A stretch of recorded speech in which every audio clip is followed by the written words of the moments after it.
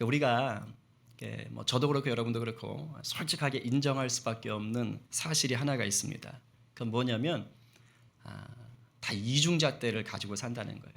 우리는 이중잣대, 서로가 길이가 다른 이중잣대를 갖고 살아요. 내가 나를 평가하는 것과 내가 남을 평가하는 게 다르죠. 보통은 나에게 더 후하게 평가하지요. 그래서 남들이 볼 때 나쁜 짓도 내가 하면 나쁜 게 아닌 게 돼버리잖아요. 참 능력 있어요, 그죠? 이런 것들을 이 이중잣대 심보를 흔히 요즘 많이 쓰는 말로 네 글자로 뭐라 그럽니까? 네자로 시작되는데, 내로남불이라고 그러죠.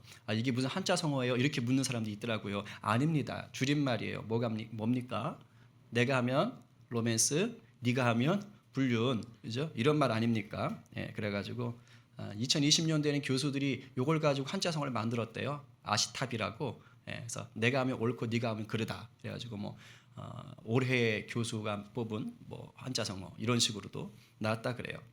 자, 그런데 여러분, 지금 이렇게 말하는 이중잣대라든가 내로남불이 하는 것들, 요 말 언제 써요? 남을 칭찬할 때 씁니까? 아니면 좀 부정적으로 좀 비판할 때 씁니까? 칭찬할 때 아니죠. 뭔가 안 좋게 얘기할 때, 비판할 때 쓰는 겁니다. 왜일까요? 이 내로남불이라는 말 속엔 기본적으로 두 가지의 문제를 담고 있습니다. 첫 번째는 뭐냐? 죄의 문제가 들어가 있어요. 내로남불에는. 두 번째는 이 죄의 문제와 연관해서 공정의 문제가 끼어듭니다. 즉 공의지요. 다른 사람들이 하면 죄가 되는 게 내가 하면 죄가 아니라고 주장을 하는 상황이 내로남불이잖아요. 그러니까 죄를 놓고 지금 싸우는 거예요. 죄를 놓고, 이 죄라는 걸 놓고서는 왜 이 죄가 똑같이 적용되지 않느냐, 왜 공정하게 적용되지 않느냐, 왜 이 죄에 대해서 왜 공의가 실현되지 않느냐, 이렇게 싸우는 거예요. 그러니까 이 내로남불, 이 이중잣대는 죄와 공의의 문제를 가지고 있는 것입니다. 그런데 그거 아세요? 이렇게 이중잣대 내로남불로 싸우는 게 이게 아무리 싸워도 이것은 죄의 문제를 평화로운 방법으로, 평화로운 공의로 해결할 수가 없습니다. 왜냐하면 서로가 자기가 옳다 하는 주장을 굽히질 않아요. 무조건 자기가 옳다 그래요. 그러니 진정한 공의가 이루어질 수가 없죠. 끊임없이 싸웁니다. 그리고 서로 상처를 받아요. 물론 둘 중에 하나가 이겨가지고 공의라고 얘기하면서 세울 수가 있습니다. 근데 반대편은 죽어도 인정하지를 않지요. 그러니까 참된 공의가 아닌 겁니다. 우리 주님이 없는 세상이 이래요. 하나님이 일하시지 않으면 죄의 문제도 공의의 문제도 온전히 해결할 수가 없습니다. 왜냐하면요, 잘 들으세요. 하나가 빠졌어요. 뭐냐? 바로 하나님의 사랑이 빠져 있습니다. 사랑이 빠진 공의는 죄 지은 자를요, 처단하고 제거하는 게 목적이에요. 저거 없애버려. 저 꼴도 보기 싫어. 저 완전 눌러버려. 이게 목적이에요. 이걸 공의라는 이름으로 하는 거예요. 그러나 사랑에 담긴 공의는 죄 지은 자를요, 돌이켜서 생명을 주는 게 목적입니다. 처단과 제거가 아니에요. 어떻게든지 살리고 싶은 거예요. 이게 사랑에 담긴 공의인 것입니다. 이게 바로 하나님이 일하시는 방법입니다. 오늘 본문은 세상과 다른 방식으로 죄를 다루시는 공의와 사랑의 하나님을 보여주고 있어요. 우리가 11장과 12장 내용 전체를 좀 다루면서 우리에게 주시고자 하는 은혜가 뭔지를 좀 나누고 싶습니다. 여러분, 더 간절해지셔야 돼요. 지금 더 간절한 마음으로 들으시고 정말로 풍성히 부어주시는 은혜를 막 넘치도록 받아가게 되기를 간절히 축복합니다. 아멘이에요. 다윗이 있잖아요. 우리가 조금 전에 암송할 때는 엄청 내 마음에 맞는 사람이다. 나 너 너무 좋다. 하나님이 너 인정했다. 찐. 막 이렇게 했는데 이런 다윗이 큰 죄를 지었어요. 우리가 봐도 정말 무지막지한 끔찍한 죄를 지었습니다. 좀 정리해서 이 얘기하면 이렇게 흘러가는 거예요. 지금 이스라엘이 암몬이라는 옆에 있는 옆 나라와 지금 전쟁을 하게 됐습니다. 근데 원래 전쟁하면 왕들이 다 나가야 돼요. 그런데 다윗이 왕이 됐는데 안 나갔어요. 그리고 부하들만 전쟁터에 보낸 거예요. 그리고 자기는 왕궁에 남아 있습니다. 근데 낮잠을 잤는지 늦잠을 잤는지 모르겠지만 저녁에 일어나는 거예요. 그래서 저녁에 일어나서 침대에서 나와가지고 왕궁 옥상으로 올라갔네요. 낮에는 좀 더우니까 아마 선선한 저녁에 올라간 것 같아요. 그래서 저녁 시간에 왕궁으로 이렇게 거닐다가 이제 제일 높은 곳에 있으니까 왕궁이 이렇게 봤는데 아이고 저쪽 멀리서 남의 집인데 거기서 어떤 여인이 목욕하는 걸 봤어요. 그런데 그 모습이 너무 아름다웠나 봐요. 그런데 다윗은 아내가 있는 몸이거든요. 그럼 아이고 뭐니나 하고 빨리 기어 내려와야 되잖아요. 근데 그것도 안 기어 내려왔어. 옳다고니 하고는 계속 그걸 쳐다본 겁니다. 그러면서 육체적인 욕정이 올라온 거예요. 이게 벌써 죄입니다.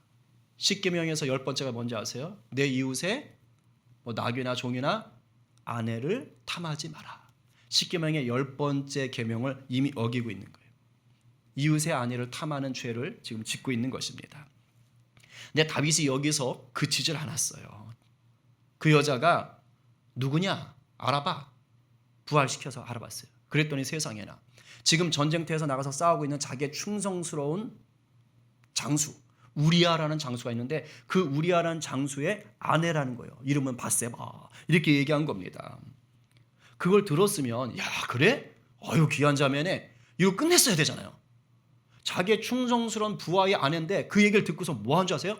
얘는 지금 전쟁터 있지. 그리고 그 밧세바를 불러요. 불러가지고 자기 왕궁으로 불러가지고 그야말로 간음을 합니다. 자기의 권력을 이용해서 왕이라는 권력을 이용해가지고 강간성 간음이겠죠. 그런데도 잘못한 줄을 몰라요.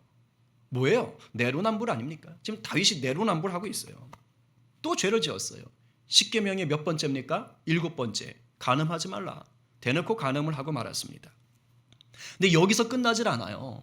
아주 죄가 죄를 불러들이고 있습니다. 얼마 후에 밧세바가 소식을 전해왔어요. 왕이시여, 저 임신했습니다. 이렇게 소식을 전한 거예요. 그러니까 다윗이 덜컥 겁이 난 거예요. 이거 이러다 간음죄로 들통나는 거 아니야? 이게 긴장이 되는 거예요. 왕도 간음을 할 수 없었습니다. 율법에 의하면. 그래서 이제 머리를 짜내기 시작하는 거예요. 그래서 전쟁터에 있는 그 밧세바의 남편인 우리아를 불러들입니다. 그리고서는 막 먹을 것도 주고 막 술도 먹이고 해서 야, 너 오늘 집에 가서 자라.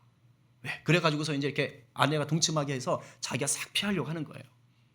그런데 우리아가 너무 충성되는 거예요. 왕이시오, 지금 온통 전쟁 중입니다.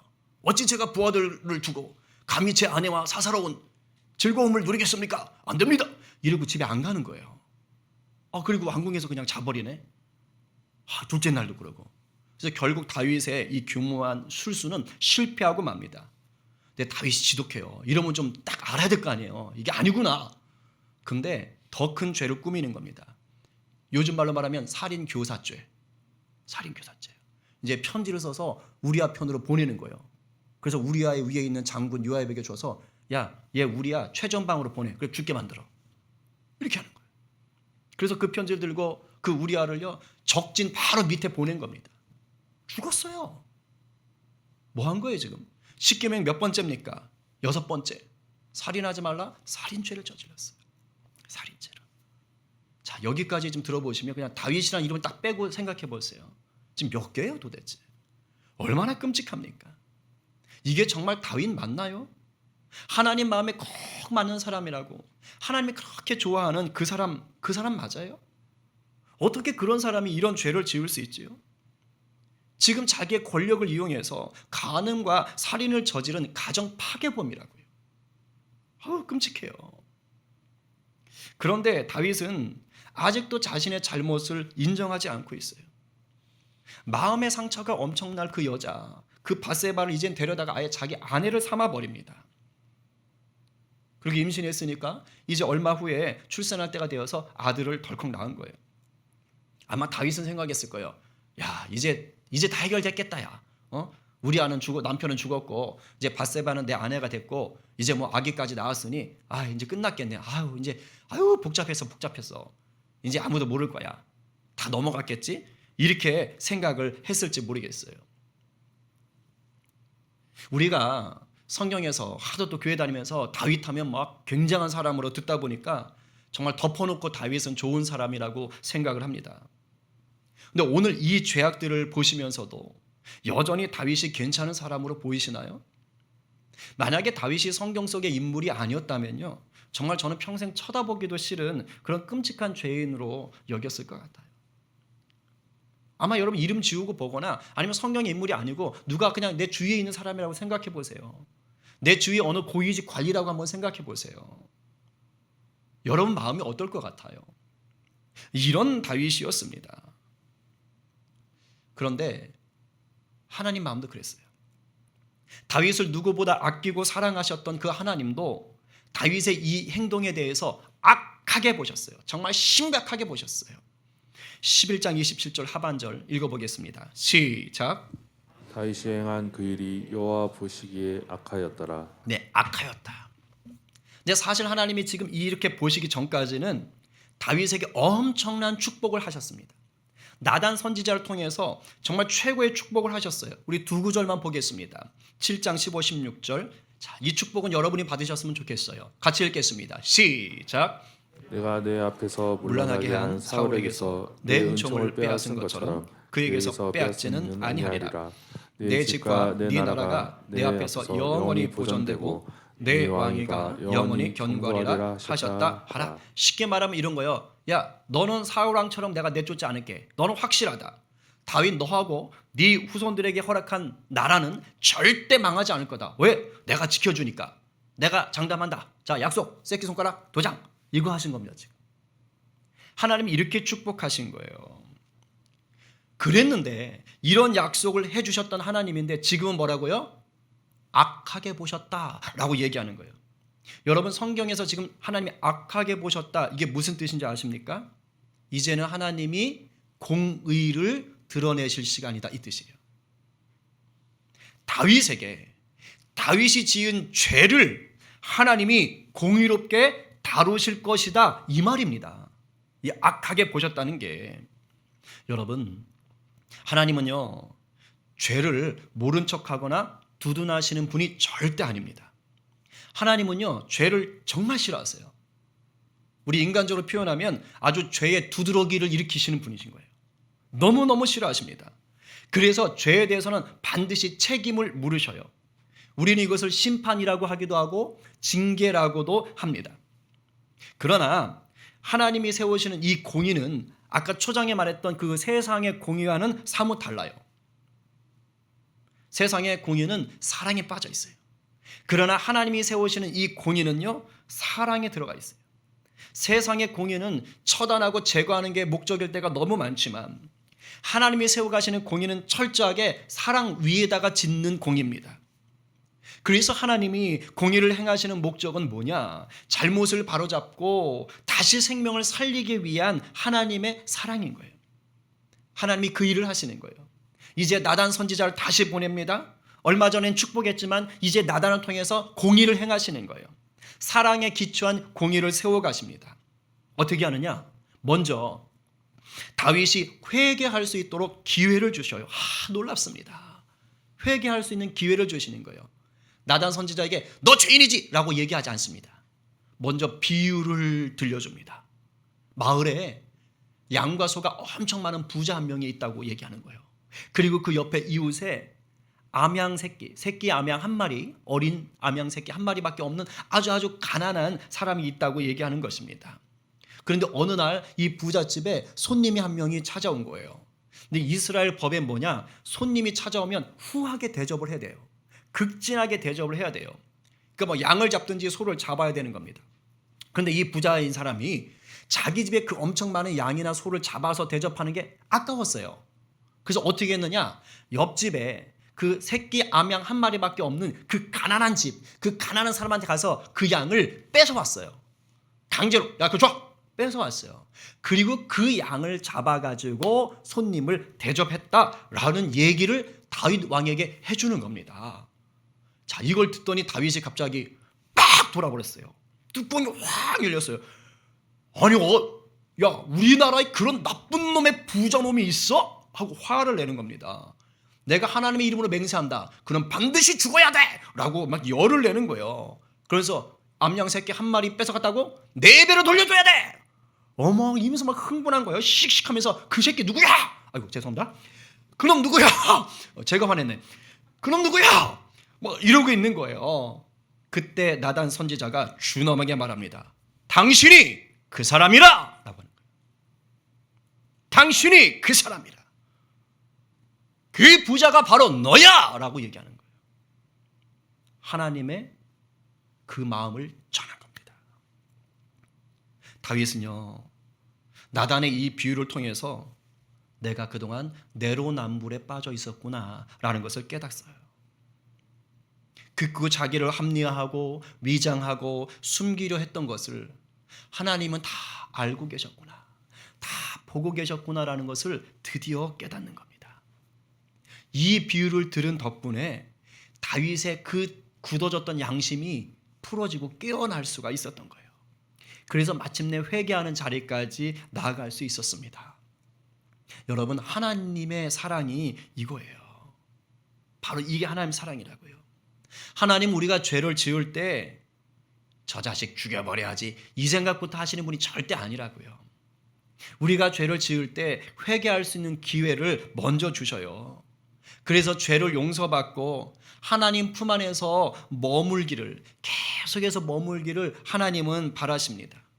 우리가 죄인으로 저건 죄인이야 라는 영원한 낙인이 찍혀서 사는 것을 원하지 않으세요. 그 코로나 초창기 때 일입니다. 대단했지요. 왜냐하면 사람들이 코로나에 대해서 지식이 잘 없다 보니까 코로나 한번 걸리면 난리 나는 줄 아는 거예요. 무슨 괴물 되는 줄 아는 거예요. 그래서 어느 식당에서 확진자가 나왔다 그러면 아예 사람들이 그 식당을 안 가. 근데 문제는 뭐냐? 이제 그 식당이 낙인이 찍히는 거예요. 코로나 환자 나온 식당. 이래가지고 막 전화해서 협박을 하고 그런데요. 그래서 막 그 고통 때문에 병이 나신 그 가게 주인 그 인터뷰하는 것을 제가 본 적이 있습니다. 뭐 하는 거예요? 낙인을 찍어버리는 거예요. 완전 찍히는 거죠. 얼마 전에 코로나 확진이 됐다가 나으신 분 얘기 하소연하는 걸 들어봤어요. 코로나 걸렸다 깨끗하게 나았는데 동네 사람들이 막 뭐라 한다는 거예요. 오지 말라 그러고 막 이상하게 본다는 거예요. 말도 막 서운하게 하고 막 깨끗한데 건강한데 무슨 불결한 사람처럼 너무너무 기분이 나빴다는 겁니다. 이게 뭐예요? 낙인 찍어버리는 거예요. 낙인. 여러분, 마귀는요, 우리가 죄를 짓잖아요. 그럼 우리에게 정죄를 시키면서요, 막 죄책감을 심어놓는 거예요. 너 죄인이야 임마. 너 같은 죄인은 구제불능이야. 너 같은 죄인은 구원받을 수가 없어. 뭐 하는 거예요? 낙인을 찍어버리는 거예요. 그래서 못 벗어나게 하는 거예요. 내가 어떡해 이렇게 만들어버립니다. 아주 나쁜 놈이 마귀예요. 그러나 하나님은 하나님의 사랑하시는 자녀가 마귀에게 이런 놀림 당하는 걸 원하지 않으세요. 아니, 싫어하세요. 막 화를 내세요. 마귀 이놈의 새끼가 감히 내 자녀를, 감히 낙인을 찍어. 너무너무 싫어하세요. 그래서 반드시 회개하고 그 죄인이라는 낙인에서 벗어날 수 있도록 하나님이 먼저 기회를 주시는 거예요. 어떻게 기회를 주셔요? 오늘처럼 이렇게 설교를 통해서, 또 여러분들이 기록된 성경을 보시면서, 아니면 일상 속에서 만나는 사람들을 통해, 또 일어나는 환경을 통해 하나님이 깨달을 수 있는 기회를 주셔요. 그때 기회를 놓치시면 안 돼요. 양심이 막 내로남불식으로 딱딱하게 굳어 있으면 안 됩니다. 회개할 수 있는 기회가 영원히 주어지는 게 아니에요. 여러분이 덜커덕 돌아가시게 되거나 아니면 그 전에 주님이 오시면 이제 더 이상 기회가 없습니다. 끝나는 거예요. 사랑과 공의의 하나님이 우리 삶 속에 회개할 기회를 주실 때가 바로 은혜의 때인 줄 아시기 바랍니다. 이 은혜의 때를 놓치지 않는 저와 여러분 되기를 간절히 소망합니다. 그때가 바로 오늘일 수도 있어요. 기도할 때 하나님이 깨닫게 하시는 저가 있다면 회개하세요. 그게 은혜로 임합니다. 자, 그 다음으로 이제 다윗의 죄를 다 드러내십니다. 다윗이 막 숨기고 위장했던 그 죄를요, 하나님이 다 까발리세요. 거기다 플러스 다윗이 지은 죄의 뿌리가 뭔지도 알려주셔요. 겉으로 드러난 것뿐만 아니라 그 겉으로 드러난 죄를 만든 죄가 뭔지를 알려주셔요. 다윗이 겉으로 지었던 죄는 간음이고 살인이고 강제로 빼앗는 강탈입니다. 그러나 하나님은 다윗이 이런 행동을 하게 된 근본적인 죄가 무엇인지를 아셨어요. 이게 중요한 거예요. 9절 상반절하고 10절 상반절에 이렇게 써 있습니다. 읽어봅니다. 자, 시작. 어찌하여 내가 여호와의 말씀을 업신여기고 나보기에 악을 행하였느냐? 네가 나를 업신여기고. 아시겠어요? 다윗이 지은 죄의 뿌리는 뭐냐? 근본적인 죄는 뭐냐? 하나님과 하나님의 말씀을 우습게 여긴 거예요. 업신 여긴 거예요. 이상하지요? 다윗은 이런 사람이 아니었어요. 원래 하나님 너무너무 좋아했어요. 목동 시절에 들에서 다 찬양하며 여호와는 나의 목자시니 어떻게 했는지 모르겠지만 다 찬양하던 하나님을 전적으로 경배하던 자였어요. 하나님을 두려워해서 사울왕을 2번이나 죽일 수 있었으면서도 죽이지 않았던 사람이에요. 그만큼 하나님을 높이던 자였다고요. 아니 그런데 어쩌다 이렇게 됐을까요? 왕의 자리에 오르고요. 나라가 부강해지면서 이렇게 변했어요. 하나님을 사랑하고 하나님을 높이던 마음이 이제 식어진 거예요. 자기를 여기까지 인도하신 그 하나님의 은혜를 이제 잊은 거예요. 그냥 지식으로만 알고 있는 거예요. 그 하나님 인도하셨더라. 이것만 알고 있는 거예요. 그 감동이 다 식은 거예요. 그리고 이제는 자신의 능력, 자신의 업적을 드러내기 시작한 겁니다. 무슨 말이지요? 교만해진 겁니다. 사울왕이 왜 팽당했습니까? 왜 하나님이 사울왕을 버렸어요? 바로 요겁니다. 교만해져서 버림받은 것입니다. 여러분, 다윗은 정말 신실한 믿음의 사람이었습니다. 다윗같이 신실한 믿음의 사람도 이렇게 무너질 수 있다면 저와 여러분은 무슨 말을 더 하겠어요? 결코 예외 아닙니다. 여러분 자신하지 마십시오. 언제든지 얼마든지 순식간에 무너질 수 있습니다. 특히 조심해야 될 때가 언제인지 아세요? 일이 잘 될 때. 뭔가 하나님이 주신 은혜가 내게 넘쳐나고 있어서 부족함이 없는 것 같을 때, 막 기분이 째지게 좋을 때, 그럴 때 정말 겸손하셔야 돼요.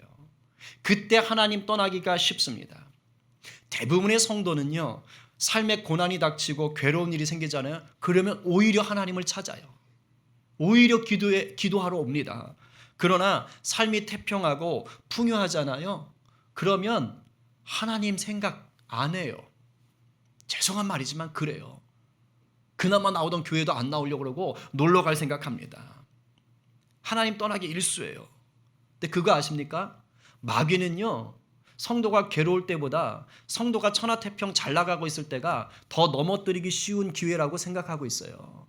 그렇지, 요때지, 요때야. 그렇지. 고래고 덤비는 겁니다. 다윗이 바로 그럴 때 덤빈 거예요. 야, 이제 뭐 나라 부강하고 말이야, 내가 안 나가도 이길 것 같고, 야, 이 정도면 이제 뭐 내 명성이 바짝 정말 다 대단하고, 야, 이제 다 됐지 뭐. 이 정도 됐으면 요때 치고 들어오는 거예요. 감사하게도 우리 하나님은 성령님을 통해서 우리 마음에 늘 말씀하십니다. 겉으로 드러나는 우리의 말과 행동들의 그 뿌리에 어떤 죄가 있는지 알려주시는 거예요. 겉으로는 화려하게 친절하게 말하지만 그 속마음의 교만과 그 저주한 것들이 담아있다면 성령께서 기도하는 순간에, 예배하는 순간에 깨닫게 하시는 것입니다. 바라기는 이러한 성령님의 소리를 듣는 자가 되시기를 바랍니다. 그러기 위해서는 겸손하셔야 돼요. 날마다 나는 십자가에서 죽었다라는 것을 선포하시면서 십자가 복음 앞에 서셔야 합니다. 그것만이 우리가 날마다 이기며 살 수 있는 유일하면서도 확실한 길이에요. 바라기는 날마다 이 승리의 길 위에서 걸어가시는 저와 여러분 되기를 소망합니다. 주님만이 길이오니 우린 그 길 따라갑니다. 이 찬양의 고백이 여러분의 고백 되기를 간절히 바랍니다. 아멘입니다. 다음으로는요, 죄에 대한 책임을 물으시면서 징계를 내리세요. 이게 지금 단계가 흘러가는 겁니다. 책임을 물으면서 징계를 내리세요. 첫 번째, 다윗 너희 집에서 칼 부림이 떠나지 않을 것이다. 이제 네 집안에서 칼 부림이 떠나지 않는다. 이건 이제 국한적으로 다윗에 살아있을 때 집중하는 것입니다. 실제로 칼 부림이 떠나질 않아요. 다윗의 아들들 중에 암논과 압살롬과 아도니아가 이 칼 때문에 다 죽습니다. 얼마나 비참해요. 압살롬은 반란을 일으켜가지고 아버지 죽이겠다고 덤비고 있고 얼마나 비참합니까? 이런 일을 바라보는 거예요. 그리고 하나님 또 그러세요. 다윗 너의 아내들, 후궁들을 얘기합니다. 네 후궁들이 대낮에 사람들 보는 앞에서 수치를 당할 것이다. 성적인 수치를 당한다는 겁니다. 그런데 여기서는 네 이웃이 그럴 것이다 라고 얘기했는데 그 이웃이 누군지 아세요? 바로 다윗의 아들입니다. 다윗의 아들 압살롬이 어떻게 하는 거예요? 아버지의 후궁들, 아버지의 아내들을 왕궁 옥상에 다 불러다가 다 욕을 보여버리는 거예요. 사람들 다 보는 데서. 이게 무슨 창피고 이게 무슨 수치입니까? 하나님이 다윗을 통해서 그러는 거예요. 너는 은밀히 행했지 내가 다 드러내리라. 다윗이 은밀히 행한 죄 다 드러내시는 거예요. 우리가 은밀히 행한 죄 하나님이 징계하실 땐 다 드러나게 하시는 것입니다. 여기까지 듣던 다윗이 더 이상 참지 못하는 거예요. 그리고 하나님 앞에 바짝 엎드립니다. 하나님 앞에 진심으로 회개합니다. 근데 웃긴 거는요, 하나님이 기다렸다는 듯이 다윗의 죄를 즉시 사하시고 용서하십니다. 우리 한번 읽어볼까요? 13절 말씀 시작. 다윗이 나단에게 이르되 내가 여호와께 죄를 범하였나라 하매 나단이 다윗에게 말하되 여호와께서도 당신의 죄를 사하셨나니 당신이 죽지 아니하려니와. 아멘. 근데 저는요 예전에 이 구절 보면서 좀 이상했어요. 다윗이 정말 끔찍한 죄를 지었잖아요. 그런데 지금 뭐 한 거예요? 요 13절만 보면 내가 여호와께 죄를 범하였나이다. 요 짧은 몇 글자 안 되는 요 말, 요 회개 한마디에 하나님은 너무 쉽게 죄를 용서하시고 사해 주셔요. 아니 다윗의 죄에 비해서 회개도 용서도 너무 쉬운 거 아닌가요? 강간에 살인까지 도둑질까지 해놓고 하나님 제가 주님께 죄를 지었네요. 그런데 하나님이 그래 용서할게 이제 넌 안 죽어. 마치 이러는 것처럼 들리는 거예요. 이게 뭐야 이게? 아니 이 심한 죄를 지어놓고 이게 뭐야? 또 하나님 또 왜 이렇게 쉽게 용서하셔? 제가 그랬더랬어요. 이제는 알아요. 왜 하나님이 이 구절을 이렇게 기록하게 하셨는지 이제는 알아요. 뭔지 아세요? 진실한 회개는요 장황하지 않아요. 주저리 말 많이 하는 그런 회개를 바라시는 게 아니고 진실한 회개는 아주 심플합니다. 강력하다는 걸 보여주고 싶은 거예요. 장황한 말로 회개하려 하지 말고 진심으로 해라. 요걸 지금 말하고 싶은 거예요. 다윗이 이렇게 짧게 회개했을 것 같아요? 아닙니다. 여러분 다윗이 죄를 짓고 나서 쓴 시라고 보여지는 시편 32편이나 시편 51편 한번 읽어보세요. 오늘 보진 않겠습니다. 치열합니다. 치열해요. 자기 뼈가 녹아내리는 것 같다고 할 정도였어요. 치열합니다. 눈물로 베개를 다 적셨다고 합니다. 치열하게 회개합니다. 근데 오늘 13절은 딱 한 줄로 하는 거예요. 왜요? 장황한 말장난하지 말라는 거예요. 진실함으로 회개라. 그리고 하나님이 이 간단하게 용서하는 것처럼 여호와께서 당신의 죄를 사하셨나이다. 당신은 죽지 않습니다. 이렇게 말한 이유가 뭡니까? 하나님의 용서는요 즉시 일어난다는 거예요. 우리가 진실로 회개하면 하나님은 즉시 용서하는 분이다라는 걸 강조하고 싶은 거예요. 강조. 그래서 이 짧게 말하는 겁니다. 누가복음에 집 나간 탕자 아시죠? 저는 그거 볼 때마다 그 생각할 때마다 난 눈물이 나요. 아들 때문이 아니라 그 아버지 때문에. 그 아들놈의 자식 잘한 거 없어요.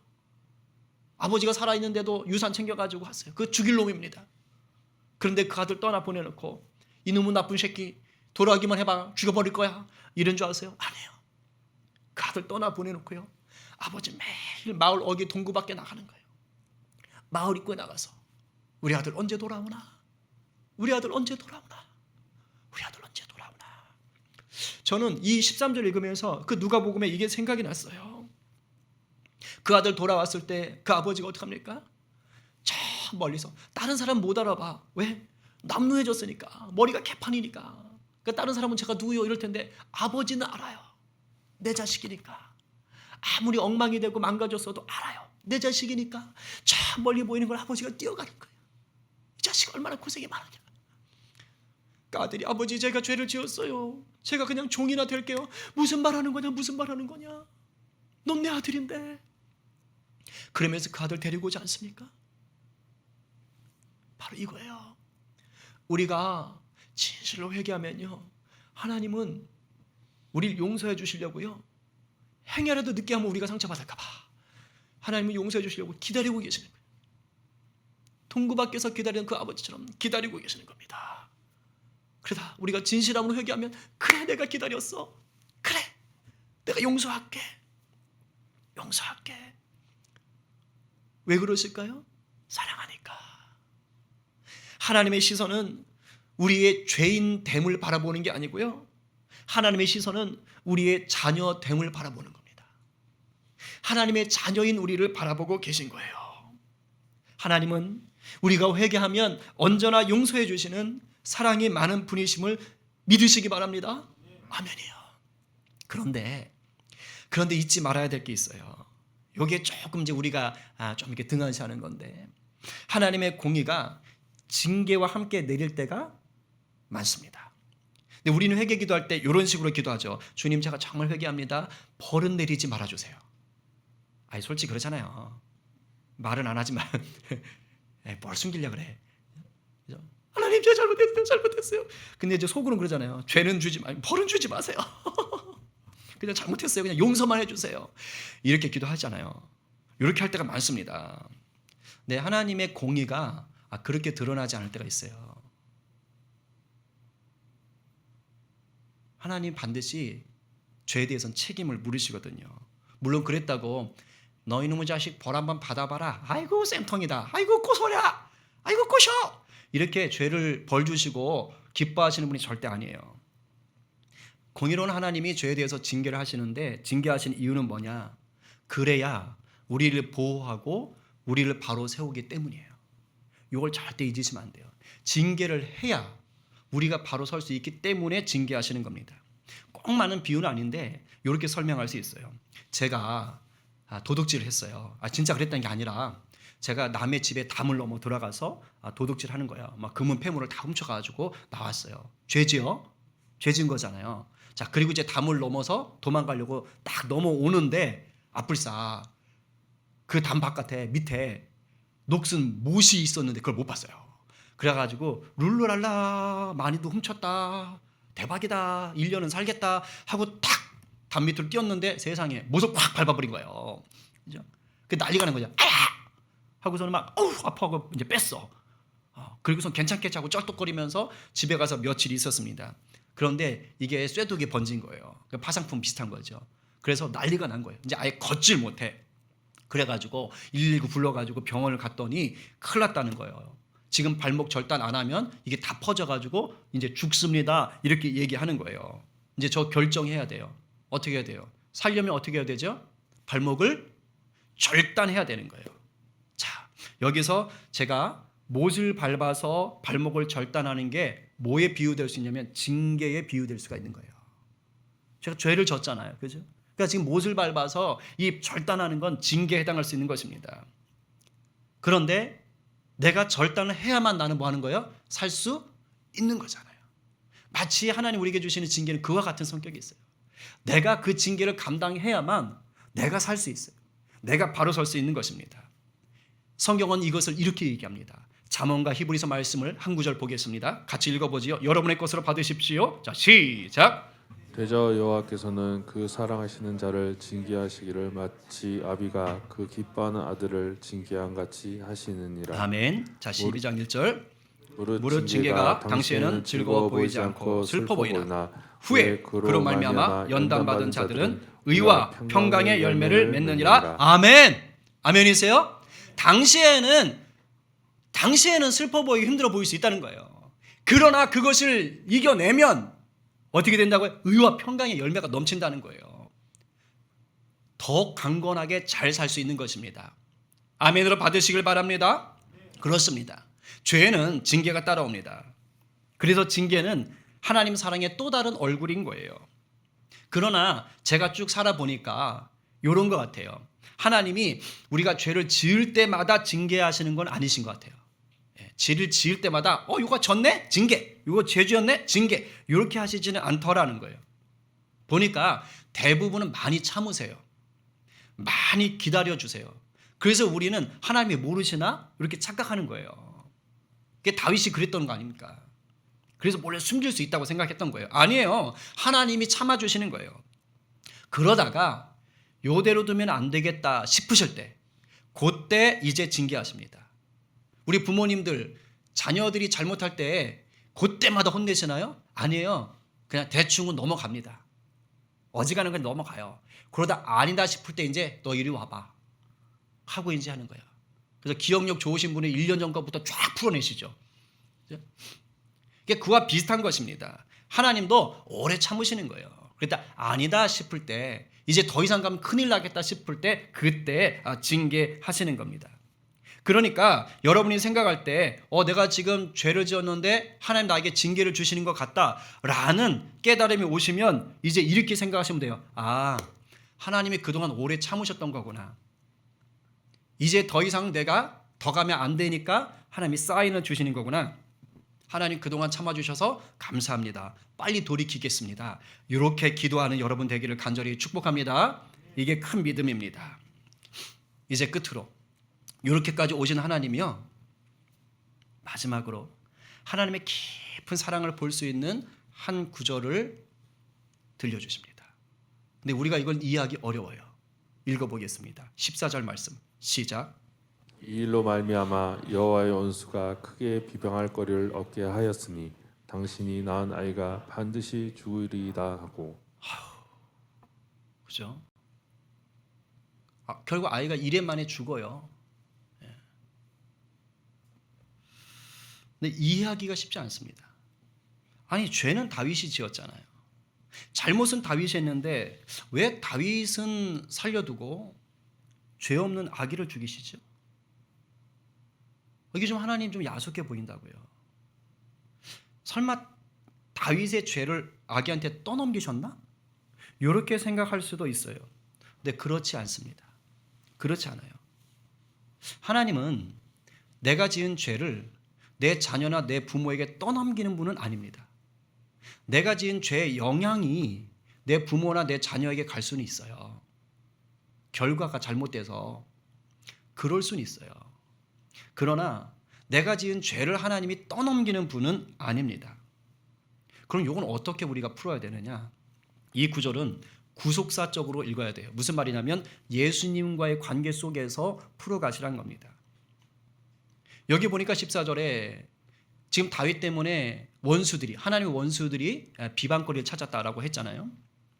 우리가 죄를 지으면 어떻게 되느냐? 하나님의 원수인 마귀에게요 비방거리를 제공하는 겁니다. 에이 하나님 쟤 보세요. 에이 그 하나님 자녀라면서 죄 짓네. 에이 하나님 별거 아니네. 이런 식으로 하는 거예요. 하나님 쟤 사랑하신다면서요. 근데 저거밖에 안 되잖아요. 이렇게 비방거리를 제공하는 거예요.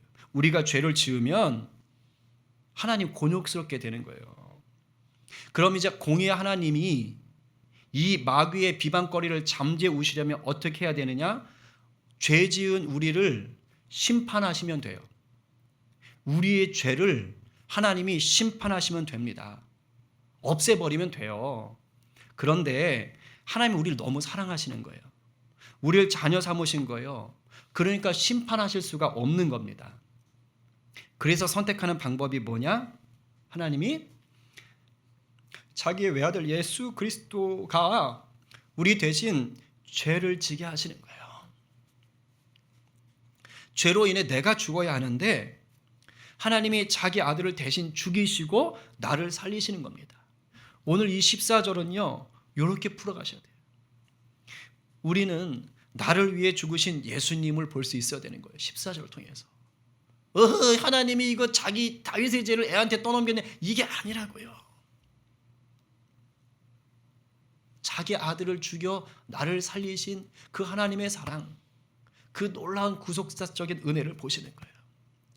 그래서 사도 바울은 로마서 5장 8절에 이렇게 말하고 있습니다. 같이 받겠습니다. 시작.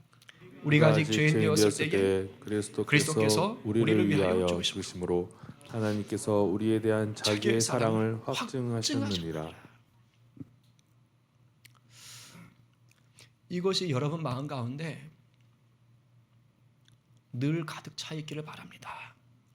그래야 돼요. 그래야 징계 당할 때도 이게 사랑이구나 알 수 있는 겁니다. 이제 마무리합니다. 하나님은 우리의 죄에 대해 반드시 책임을 물으십니다. 이것이 하나님의 공의입니다. 그러나 그것은 사랑 위에 세워지는 공의예요. 왜냐? 이미 자기 아들을 십자가에 내어 주고 우리를 자녀 삼으셨기 때문이에요. 그 사랑을 뺄 수가 없는 거예요. 그래서 우리가 당하는 징계조차도 다 하나님의 사랑 속에 담겨 있는 것입니다. 우리 연약해요. 우리 완벽하지 않습니다. 그래서 살면서 혹 실수하고 죄를 지을 수 있습니다. 하나님도 이미 다 아십니다. 그래서 하나님 우리에게 원하시는 것은 너 절대 죄 짓지 마, 이게 아니라요, 겸손과 회개예요. 겸손과 회개. 여러분, 겸손이 뭔지 아세요? 내가 늘 주님과 동행하겠다는 마음과 실천입니다. 그게 겸손이에요. 여러분, 회개가 뭔지 아세요? 내 연약함을 인정하고 즉시 도움을 구하는 마음과 실천이에요. 하나님, 제가 또 실수, 제발 좀 도와주세요. 즉시 돌이키는 것, 즉시 돌이키는 것. 오늘도 하나님의 은혜가 우리를 덮고 있는 줄로 믿습니다. 이것을 믿고 하나님의 공의와 사랑 안에 거하시는 저와 여러분 모두가 되시기를 간절히 축원합니다.